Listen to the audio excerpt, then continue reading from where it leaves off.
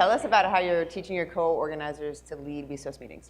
This is a big thing for us because most of our leaders come out of our group. We don't greenlight anybody who says, hi, I'd like to start a WeSource meeting, and they've never been there before. They don't know what we do. They don't know what emphasis we place on authentic relationships. The very first thing we teach any organizer who wants to be part of a WeSource leadership position is how to take off your own mask. You know, we're kind of the opposite of the airplane. We do not tell you to put your own mask on first and then take care of your kids. Rip it off. We want you to be as authentic as possible.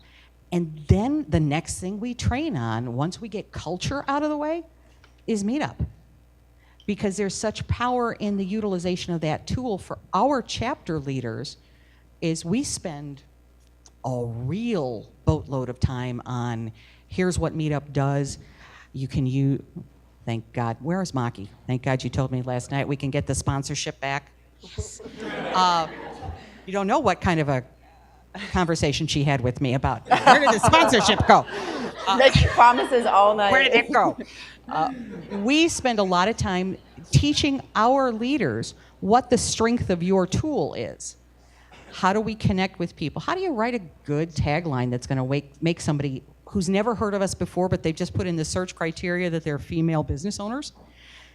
How do I want you to come and find us? Meetup is a great tool for us in terms of intake for people who've never heard of us before.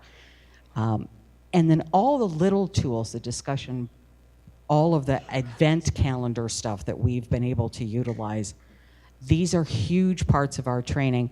And then we go on to things very similar to Jonathan. How do you welcome somebody into a room? In a lot of cases, you've just moved somebody off of a social media platform who's very comfortable behind their keyboard and in their basement. Real people, not so much. You now also have the thing that we find with women business owners, that they are so used to having a competitive environment that to bring them into a room of people who may be doing the exact same thing, 5 realtors, 4 financial planners, our leaders need to be trained in facilitating introductions. How do you say hello when they walk in the room? The things that are, the thing that keeps you out here, we need to teach our leaders how to move them into the room. Jean's also been very, very good about teaching people how to utilize pseudo-ambassadors in the room. So, we have plants is basically what it boils down to. Somebody comes in and they're really, really scared. Who's the friendliest person in the room? Come here, Amy. Go ahead and take these people around. It's a delicate balance between, because we are a for-profit entity. We use your technology to help our business grow.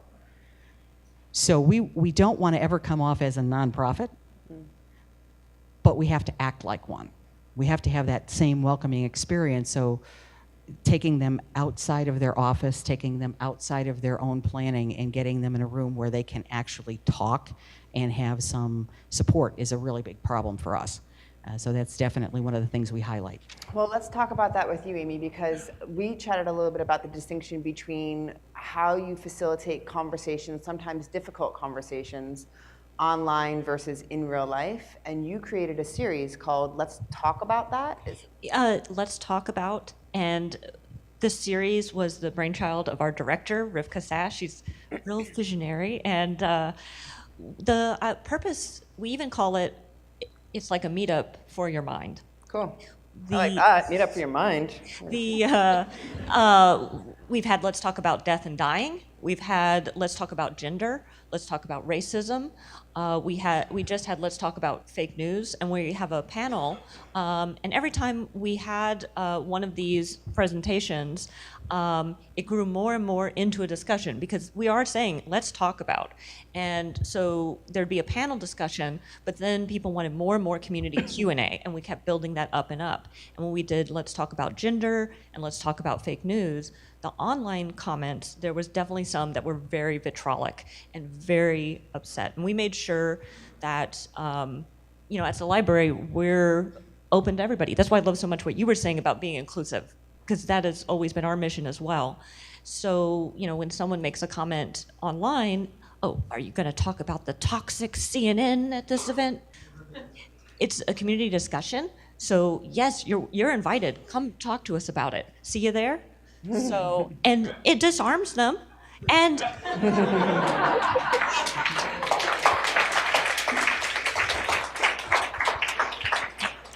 and they never bring that energy into the face-to-face. So we need that. People talk about these hard to talk about issues online, but behind that screen. And in person, it's a completely different experience. And what I loved that one of the organizers yesterday said was, talk to people who are different from you. That's the biggest challenge. Is we get butts and seats at events at Sacramento Public Library, but I don't want to be about butts and seats. I want to be about, there's some outcome, there's some change in your thinking, some change in your behavior, some change in your life after you participate in one of our events or services. And within recent years, Time Magazine has called Sacramento the most integrated major city in the US. However, library users traditionally are not the most integrated group of users, and that is something that I want to see us rectify with using different channels like Meetup, getting out beyond our buildings, getting beyond the traditional library lovers and library insiders, and bringing in those people who haven't thought about the library as more than books. Cool.